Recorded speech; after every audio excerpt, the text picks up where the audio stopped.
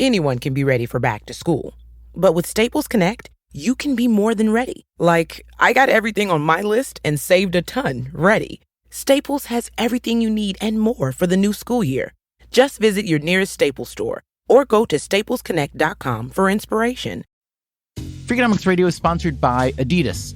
Check out the latest footwear innovation from Adidas, the Adizero Adios Pro 2, which features carbon fiber energy rods that are both lightweight and precisely tuned for a more anatomical transition. Everything from the ultra-light polyester upper to the re-sculpted midsole and the reinvented outsoles are designed for speed. Visit adidas.com to learn more today. Hey guys, it's Allie. Welcome back to Infertile AF, the podcast. This is episode 132 called John. Infertile AF is supported by First Republic Bank.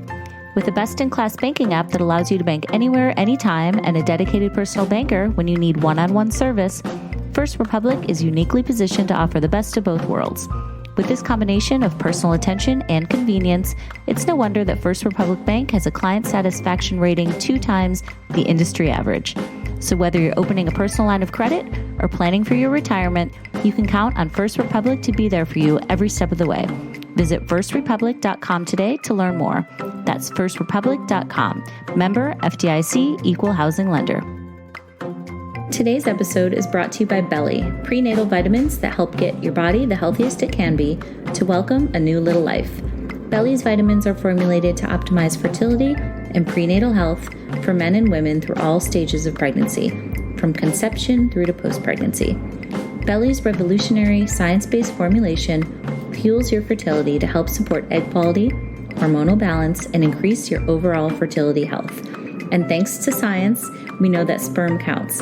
BELI's for Men prenatal, specially formulated with clinically proven nutrients, optimized to help increase sperm count, improve sperm morphology and motility, help with egg penetration, and boost overall fertility. To get started with BELI, go to belibaby.com and use code ALLIE15 for 15% off your first month of either BELI Women or BELI Men. Again, it's belibaby, BELIBABY.com, and use code ALLIE, ALI15 for 15% off. Thanks, BELI. All right, guys. So my guest today is John Waldman, and he is the author of the book Swimming Aimlessly, which takes a deep dive into the 6-year infertility journey that he and his wife went through. It was a space that needed to be filled, he tells me. There isn't a lot of talk about what men go through. And there's not, which is why I love when I get to share a guy's perspective, whether it be my own husband's in the episode called Vince, or today talking to John Waldman. So he's going to get into it and also share some resources where guys can find support on social media and elsewhere. So I highly recommend listening to this one with your male partner, if you have one, or any male loved ones in your life who are interested in this topic. I always think it's so cool that even though a man and a woman might be going through the same thing, you know, they have a totally different experience. So this is John's, and I want to thank him for being vocal about this still kind of taboo topic. All right, so sit back and give a listen. Without further ado, this is John's infertility story.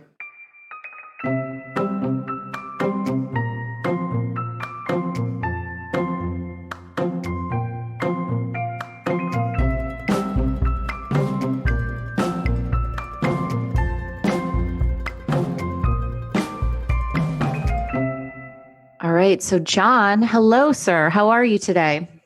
I'm doing well. How are you? I'm good. So you are the author of the book called Swimming Aimlessly. You have been on our Fertility Rally support group.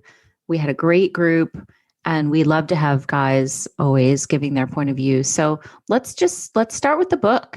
To be quite honest, I felt that there was a need to have a book that had that patient perspective and had a lot of the discussion of what men go through amid infertility. You know, there's a number of books that were out there that I saw that were either more clinically based or they were focused on the female perspective. And amid all this, you know, and everybody that I've spoken to, there's a lot of perception that fertility is a female condition, that it is a female problem in infertility specifically.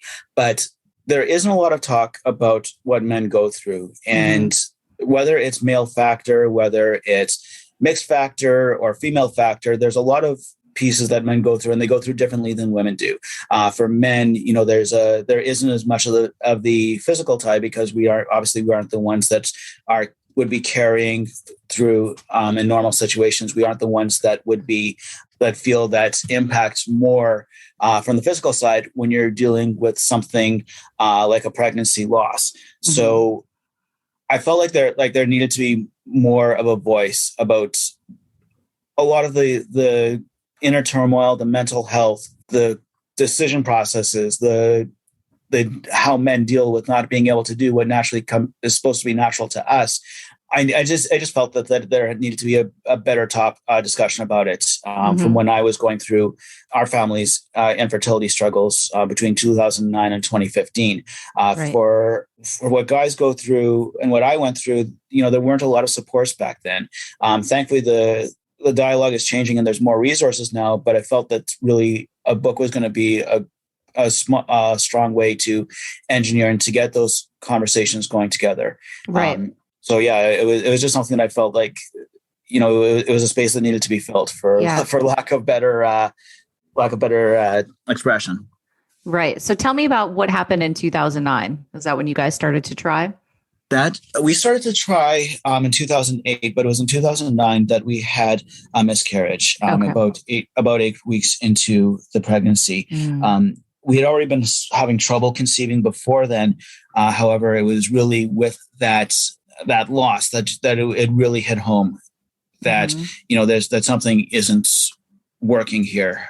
We had suspicions before, but once we were able to finally get in to see a fertility specialist, just because we had been trying for so long and had that experience now, having gone through a loss, we were able to get in a little bit quicker than you normally would, where the process is usually that after a year you would be seen by a specialist. Right. So tell me, what were your suspicions? Like, what was happening when you guys were starting to try and it wasn't happening before the loss? So, there it's not that there was anything that we really thought much of. We sort of had those questions of, are we taking care of ourselves properly? For me, I was an avid biker, loved biking, and wasn't as worrisome about carrying my phone in my front pocket or any of those kind of factors. So you just take those precautions and you start to look more at the right time of the month, the using basal thermometers, those kind of things that we all go through. And,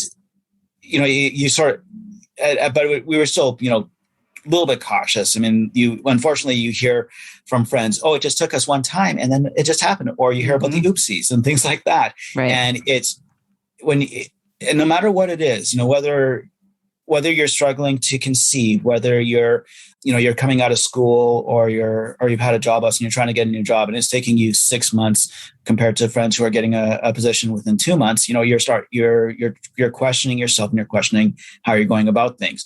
So you start to question that, but you sort of just plug away until you get to a point where there is an actual medical foundation in what you're doing. Certainly, if resources were greater available, or if people were paying attention to their fertility in the general sense, I think that a lot of the infertility community would have a better pathway in their 20s than when a lot of people are exploring and trying to have kids, in their late 20s, early 30s. And that's something that has been a major topic of discussion in some of the circles that I've been in. Absolutely. So what was going on with you and your wife, emotionally? How were you guys handling this? It was stressful. When you get to that, there's a lot of the romance, a lot of the passion, a lot of the, the spontaneity that comes with sex and intercourse that, gets lost immediately. There's some frustration that built up also as you wait, you get the test every month and, you don't see the lines or the plus sign or whatever symbol it is on your on the test that you're taking. And I think even greater than that is that when you have that success and then you end up with a miscarriage, it's hammers you. Yeah. And from the guy's perspective, I mean, obviously, like I said before, it's a different sort of impact, but there's still that feeling of failure of what did we do wrong? What could we have done differently and all those kind of things. And the reality is that in a lot of cases that there isn't anything you could have done differently. Even when you look at the basic that 1 in 4 pregnancies ends in a miscarriage. A lot of the time it's happenstance, and you can be doing everything right. You could be one of those people that gets pregnant on the first time, or conceives on the first time. But that there's all sorts of factors that can come into play. Especially in the early weeks of a pregnancy. So it definitely hits harder. Especially when you've been trying for that long. And now you've had a success, but now you're taking, you're 1 step forward, and now you're 2 steps back. Totally. So that really hits a lot harder than trying and not having any success at all. Right. So what happened when you guys finally did go in to see an RE? We were basically, we had probably the most awkward and, in a way, not so helpful conversation that I've ever had. First of all, and I've told the story a couple of times, but when we went into to see the doctor, we were going into an office where he had pictures of his family all over the place. And, it's sort of like, I liken it to if you're a physiotherapist and your doctor has all these pictures all over the place of him or her running a marathon or having medals and all that totally. kind of thing. Such a good analogy. Yeah. Yeah. So basically it's right in your face of, hey, look, I've had success. Yeah. That seems so insensitive. Like, why would they do that? The particular doctor we were at the best of times was described as not having the best bedside manner. But yeah, in general, like it's not something that you consider good practice by any stretch of the imagination. But then you start to get to hear comments like, the good news is that you got pregnant once. And it's like, okay, that's a good thing because it could be worse. But at the same time, and forgive me, I'm a huge Seinfeld fan. The book is a title originates from it. But I think of the Seinfeld episode where Jerry was trying to reserve a rental car. And the idea that he emphasized was that, it's one that anybody can take a ticket, a reservation. It's holding the reservation that is the most important. So when you're, in the same way that when you have a miscarriage, that it's a little comfort to know that you can get pregnant. The problem is staying pregnant and getting and carrying through the term healthfully. Right. So when you do that, after you go through the first couple tests, as we did, and you end up with that diagnosis of unexplained infertility, and you get the results back of, like, I got back of a lower but not full red zone of motility in my sperm. And when you're looking at those things, you start to look at, okay, what are the things we can do, and you start to have a little bit of that internal panic of is there something that I did in my younger days, like not wearing a cup in floor hockey or something like that that could have impacted. But yeah, you really your mind starts to race everywhere. You start to go to look at every possible scenario. You start to have it open in a way when you have that unexplained infertility. It opens a lot of doors. What are the drug protocols that you could do? What are do you do IUI first? Do you go straight to IVF? Do you have to look for surrogates? Do you just start to get on an adoption list? What do you do? So there's a whole different assortment of opportunities that are out there. But along with that, there's a lot of stress and anxiety that comes with it also. Totally. So wait, tell me about the Seinfeld book reference. What is that exactly? So the title "Swimming Aimlessly" comes from George Costanza. Actually, when he once declared, at one point mistakenly found out that he was the father of a child, he exclaimed, "My boys can swim." So for me, I thought that, that's the way that sperm move and in morphology or how. Or in other respects, I found that swimming aimlessly sort of summed up the best way to describe how men go through their infertility struggles. Because we really, it relates back in a number of ways to what has been around for men for decades, both in terms of research on male factor infertility and how men in general have not been given many opportunities to express themselves properly in virtually any mental health situation. it really starts to impact, and we feel like we're aimless. We feel like there's no guide that can help us through the trials and tribulations that we're now approaching. Right. Love it. I love a good Seinfeld reference. Not as big of a fan of yours, so I did need that context. All right. So let's go on with, okay. So you went to see the specialist, and what did they tell you guys to do? What did you end up doing in terms of your treatment? We sort of went through, first we did the tests, where I had the unfortunate swim-up test incident. We went through the, we did drugs. We tried letrozole and Clomid, did an IUI, but ultimately none of that was helping. And at one point after the IUI, we were given that sort of, I guess, the welcome to McDonald's approach of, it's up to you what you want to do from here. We weren't going to, they weren't really going to be helpful in steering us in one direction or another. By that time, we had already joined what was then the Infertility Awareness Association of Canada, now Fertility Matters Canada, in one of their local support groups. And at that point, we were starting to look at, what are the other options that we could do. And we ultimately said that we're going to have to go out of town for it.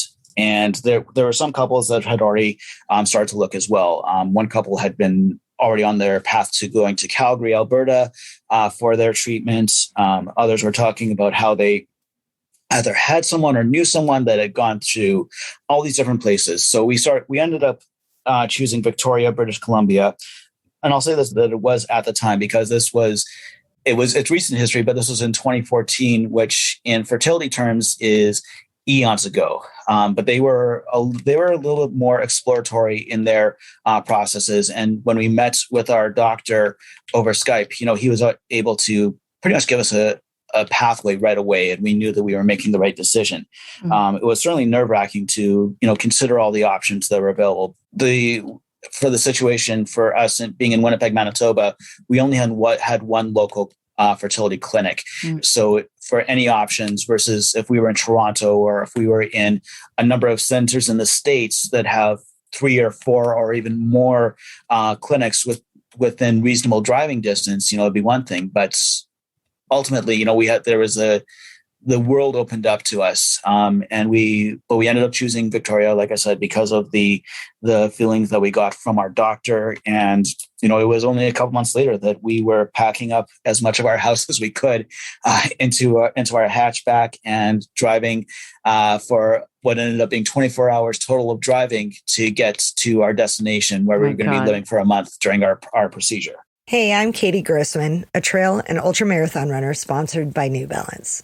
I'm also a creative professional, wife to my life and running partner, Dominic, and a very proud mom of 2 girls.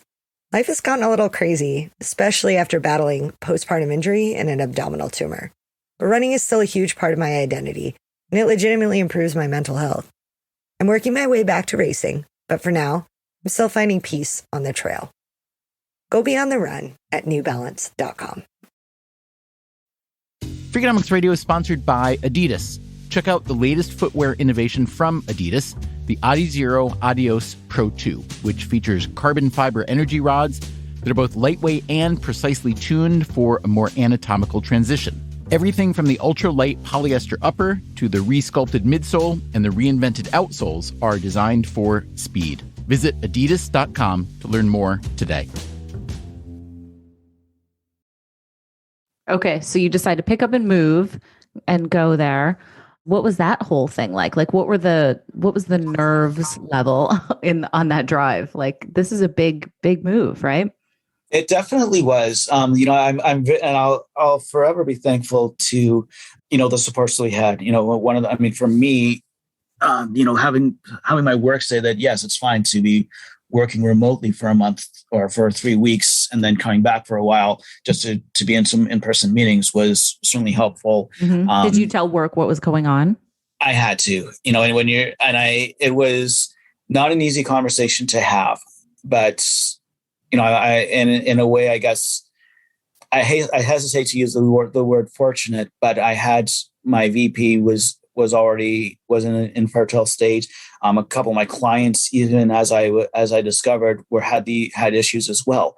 So I was able to find a very comfortable place where I could talk about, why I was going to be disappearing for 3 weeks. But, the other advantage that came was that that my work was able to help me in finding loopholes in our health plan, whereby drugs for the purpose of fertility treatments were not specified as a no-no. And that saved us a couple $1,000s in as the treatment went in for IVF. But certainly having friends and family who we had started to talk with about what we were going through certainly helped. And I'm sure that there were people that wondered, hey, why are they all of a sudden having pictures of driving through Saskatchewan and Alberta popping up on their Facebook, right? Wondering what the heck we were doing. But it was something that we just said that, we're doing this for ourselves. We're not doing this for anybody but us. It was certainly, the advantage of going to Victoria, BC, and I'll say this for anybody that's in the upper Midwest as well. If you're living in Minnesota or North Dakota, I highly encourage you to explore out on the West Coast, because the atmosphere out there was incredible. You're oceanside. You're particularly in Victoria, there's very much a bit of a mix of rural and urban that has a very relaxed, very calm, very chill atmosphere. So when you're going there, you're almost embarking on what a lot of people describe as their fertility vacation. And I've heard of some people. We had a couple in our support group that went to the Czech Republic for an egg donation, and they made the same sort of journey out of it. They did a full European tour before they ended up in the Czech to have their procedure. So when you're doing that, you're putting yourself in a different atmosphere. You're putting yourself in a different headspace and a different physical space. So for, even though I was working, starting with the time change at 7:00 in the morning, I was done by 3:00. At that point, we could take our dog out to the beach. We could tour around a bit and have a relaxed time out in Victoria and be able to be more calm. Right. Which is so important mentally. Which was absolutely. I feel like that word vacation, though, could be a little bit triggering. Maybe it's more of a trek or like an excursion. In a way, it is a trek, and in a way it is a journey. But I saw this in a lot of the articles as I was researching for the chapter that I wrote about traveling for infertility treatments, was that a lot of people do look at it as a vacation, because you're getting out of that headspace that you're trapped in when you're in your four walls and you're surrounded by, all your fertile friends. You're surrounded by family who are potentially providing you with unwanted or unhelpful advice. You're really getting out of that space, the same way that's when you're taking a break from work and you're, even if you're going up to a cabin or if you're having a staycation, as it might be with COVID, you're really taking yourself away, and you're getting, it might seem to some people that it's not term, but there's a lot of things I think that people, when you're deep in infertility, you need to find those escapes. You need to find those breaks. It's the same thing with the attitude towards humor that I and others have, and how that's a great aid in mechanism for infertility. Sure. Yeah. So having those brain breaks and having a physical break as you do when you're going to another location, it really can make all the difference in the world for your mental health. Yeah. Okay. So let's talk about what happened over the course of the next month. What were you guys doing treatment wise? And did you find something that, you realized you guys were on the right path?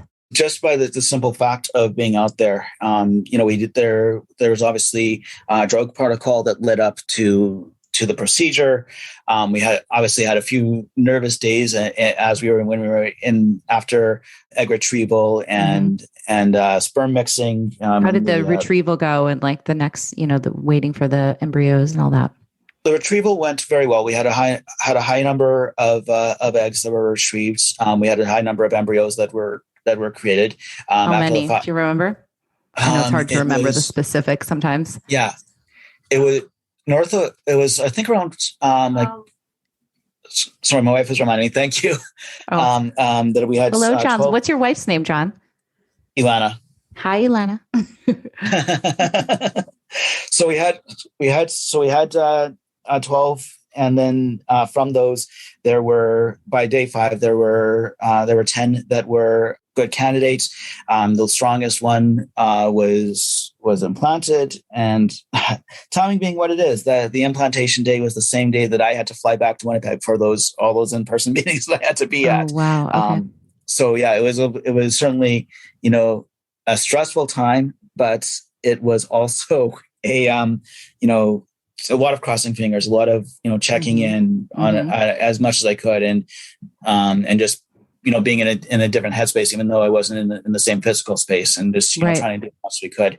And then when I flew back out, to pack everything up and for us to drive back was a journey, but it was we were nervous because we obviously hadn't had our results of whether it was successful or not by that point, but we were it felt good to be back there and to be driving back as a family.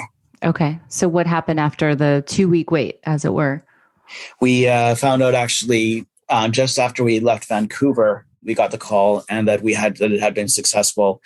So we pulled over to a little tourist stop and had a little celebration, but we were still obviously nervous because the last thing that we want is to have gone all that way and done all those things and then to have another miscarriage. But so we were closely monitored back home. There was another drug protocol that we went through, but it ended up successfully. And we have now as she says, 5.5-year-old girl who is just full of life and full of wonder. Tell me about let's talk a little bit more about the emotions that you felt. And again, I love to get into the male point of view. What was it like seeing your wife suffering and going through this? I mean, obviously you were suffering as well, but it's different from the woman and the man. And what kinds of things did you do to try to comfort her or take care of her during that time? I think, and it's sort of the instinct for men is to shut down ourselves as much as we can and just to ignore our feelings and be, you're there to support your wife. And honestly, it's the worst thing that you can do from the standpoint that you have trouble communicating about yourself. And if you're not taking proper care of yourself, how can you properly be taking care of those around you? And it was something that honestly I failed at. By nature, men are problem solvers. And something that I talk about in the book is that, men jump to, what can I do? How can I help? Can I do this, that, or the other? Unless you're dually a therapist and a fertility doctor, you can't do anything, or you can't do what you think you can do at the very least as a male. So at a certain point, you sort of have to go back and actually look at, what can I do for myself and what can I do to prepare myself for this journey? And honestly, it was so hard for me to even process it. And, I can admit it, I was a pain to deal with, and it was hard to talk to me for a long time. And it took too long for me to actually smarten up and realize that I needed to sort out my thoughts, sort out my feelings in order to be able to move ahead if we were going to be able to have any sort of success. Yeah. Cause were you just kind of withdrawn, or what's your way of coping with hard times? Video games is a great coping mechanism for me, but no, in general, I have trouble at the best of times. And I think a lot of men will say the same thing, that we have trouble processing a lot of things and we have trouble having those inner conversations. The part of what we're dealing with, though, is not our fault, because we've been taught and men have been programmed for so many decades, if not centuries, that you rub dirt on it, you get back in the game. You don't emote. You're supposed to be the rock, the strength, and all those kind of things. Mm-hmm. There are times, though, that men just can't do that. And, there's a lot of people that are changing those conversations. In Canada, for example, Michael Landsberg has been a huge advocate in bringing forth his anxiety and depression issues. And he, being one of the most prominent sportscasters in Canada, he had the perfect platform to do so. But yeah, it's for for me, like I was already unfortunately predisposed to mental health issues, just because I'd gone through a lot in high school and even into university, just with feelings of inadequacy and all that kind of thing. So, trying to manage myself and manage what I was going through, I didn't do well with it. And it took a lot for me to get through it. I'm glad I did, obviously, but it took too long for me to do it.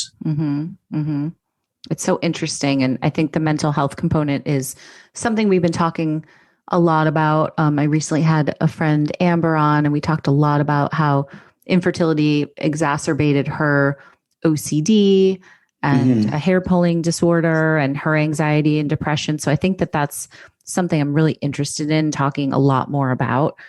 So what were you doing in terms of like, did you go to therapy, or what were you doing for your mental help?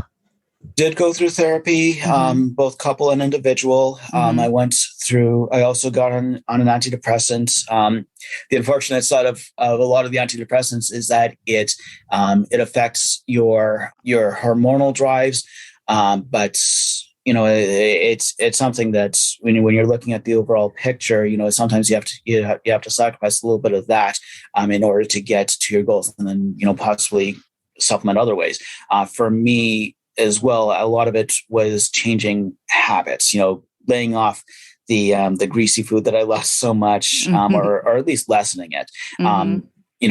Looking more and. One of the things, unfortunately, that comes with anxiety and depression is pulling out of the activities that you love. So for me, I loved floor hockey, and it just became difficult for me to push myself to go out on nights to do that. So sometimes I would just find alternate things to do. I would get into more exercise and go doing more walks and things like that. But ultimately, what was going to work best for me was to have more of a thought of. That whatever I just needed to push through, and I needed to have those conversations.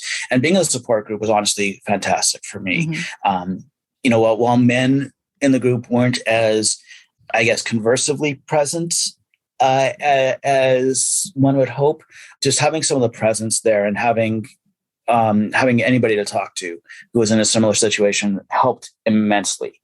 And this was in a period, in 2013 and 2014, before the popularization of a lot of the Facebook groups, especially for men. Thankfully, now there are male-focused support groups that are across Facebook and extremely private and hidden from public view. But how did you find them? Honestly, like it was just through conversations. It was something that as I was researching the book, talking with a couple men that I either was introduced to by associates or just having conversations over Twitter or over other areas, and just learning about all these fantastic resources that are out there now. Can you share some of those before we wrap it up in a few minutes? You don't have to do it right this second, but before we end it, I would love for guys who are listening to know about stuff that they can get in terms of resources. I know you did a great job when you did our support group, but I'd love to do it again here. Yeah, for sure. There's IVF for Dads is probably the easiest one to find. But even if you just do a search for infertility and men, or infertility ICSI, or infertility IVF male, or male factor, things like that, those are really going to be the easiest ways to find them. And certainly anybody that wants to learn about specific groups, they can DM me on Twitter or Instagram, and I'd be happy to share those resources. That's awesome. Okay, cool. So finding these people and finding guys, like, tell me, can you give us a window into like a conversation between guys who are going through this? Like, I'm sure it's not easy to get the ball rolling, but once you do, I'm sure the conversations are amazing. Like, what are the concerns that in general you think that men are having when going through this? I think that the biggest concern is that there isn't a single diagnosable or something that can be prescribed to help men. And it's because there is so painfully little research that is done about male factor infertility. When you compare to what is being done for women and what has been done for decades now, it's criminal. When you look at the basic stats, that male factor accounts solely for 30% of all infertility cases. And then you blend in that mixed factor accounts for another 20 to 30 to 40% of cases, that's looking at a huge amount of the population that has been underserved for decades. Mm-hmm. The conversations are changing. There's more research being done now. There are some actual authoritative treatments that are coming out now, but it's still eons past where it should be. So when men are coming into these conversations, one of the first questions is, I've been diagnosed with male factor. What can I do to improve the motility of my sperm? What are there any drugs that you've tried that can increase my sperm count? Or there might be simple conversations. Otherwise, they might, we're mixed factor, we're female factor. What are the things that I can be doing? Or, and for other cases, I mean, it's questions that are not more simple, but they're more straightforward than the treatment questions. Like, am I better to have a swim up test done at a lab versus doing one of the at home kits? How do I deal with some of the mental health? What do you guys do to get yourselves in different headspace, or to have those to have better conversations? And really, it's unfortunate that these conversations have to happen, but I'm glad that it's great that these conversations can happen, right, and that there are all these resources there now that, like I said, these weren't around, 7-8 years ago when I was going through a lot of the same stresses and questions myself.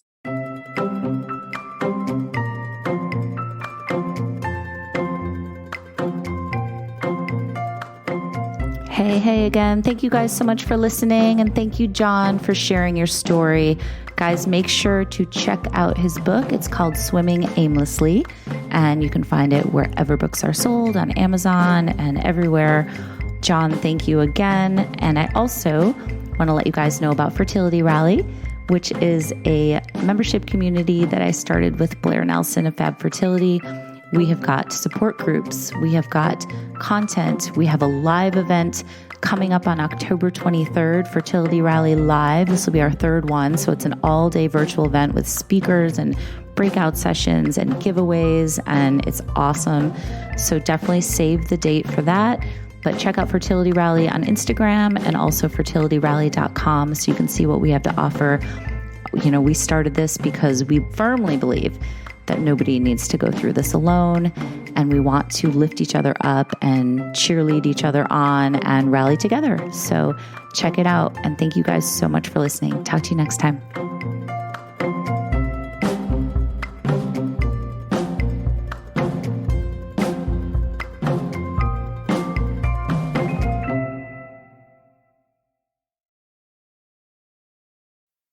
Freakonomics Radio is sponsored by Adidas.